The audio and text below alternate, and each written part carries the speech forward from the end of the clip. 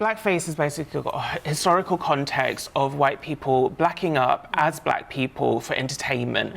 And it comes from a time when black people were extremely oppressed, and this basically just plays back into that narrative of mocking. You can dress up as a black person without dressing up as a black race. And especially when you've got the disparities of how white people are treated within society and how black people are treated within society. That's the argument, and most black people I know feel that is the case. You don't, interestingly. Why? I don't think it's racist in this context. I think it's insensitive in some aspect where it's been invited to a party, decided to come as that character and idolise that character. You can come as that character without dressing up as a black person. In any way, it's been racist. I mean, look, Griezmann is best friends with Paul Pogba, the Manchester United star. You can have black friends and still be racist. You can, but I just genuinely, I think that, I don't think Griezmann in his head thought he was being racist. Exactly. But this is the problem with racism. It's a very nuanced system, and you don't need to just be calling someone the N-word. So if everyone comes dressed as a black character for a party, so they're racist. You can come dressed as Beyonce without dressing up as the black race. And also, you're thinking about it from your point of view, which in my mind is a bit of an Uncle Tom mentality of allowing. Really? Yes, allowing. Sorry, come on, I think that you crossed the line there by saying. I don't. Do you know what? It's a very interesting debate. Munroe, let me ask you this. I think that's what you're doing. Munroe, I think you're crossing. Munroe, you've used the N-word several times today, right? Yes. I've written several columns about the use of the N-word by black people, right? Yes. My argument is that from a white perspective. But the K word in South Africa, for example, which is their equivalent of the N-word, they criminalised it, and as a result, it is very seldom used in South Africa, right?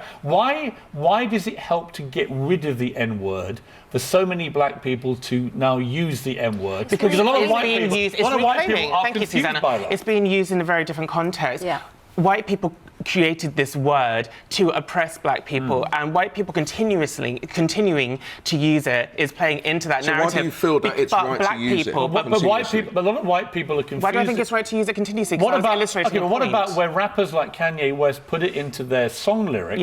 And you have, as we had recently, American high school girls, right, singing along to the song, and actually using it as they sang along, and then being disciplined for using the N-word. How can that be right?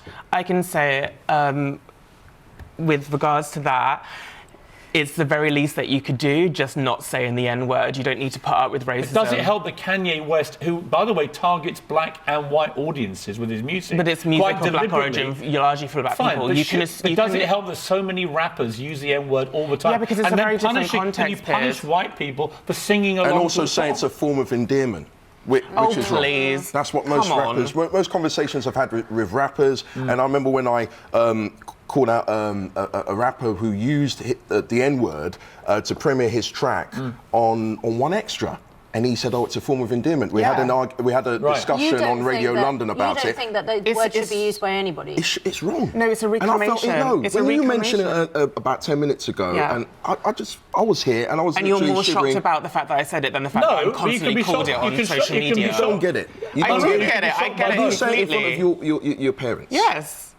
That's totally wrong. That's horrid. Do you know, Munroe, the Washington Horrid. Post about 2 years ago did an I certainly wouldn't investigation do into that. this. They discovered the N-word is used 500,000 times a day on Twitter alone, predominantly by young African-American males, right? Yeah, because but it's different using it as a form of abuse. I don't think it is, though. Yes, I agree with Ed. Of course it is. I agree with Ed. Of course it is. I come back to South Africa. The K word was used as a suppressive, bigoted phrase about black South Africans. I can't believe you say they criminalised it, and it is very rarely used. Surely we all want to get to a stage where the N-word is never used, don't we? Exactly. Well, no, there's a very big difference between, calling somebody your brother and recognising your oppression being the same than a white person coming along. If you say it on Christmas Day, I hope your parents tell you. And can I just ask, because Twitter is cracking down on any engagement in abusive behaviour, do you think Twitter will suspend accounts where that word I want to see used? Donald Trump. Well, and that was the other question. If I want to see him Trump gone. retweeted Britain Absolutely. first, is he also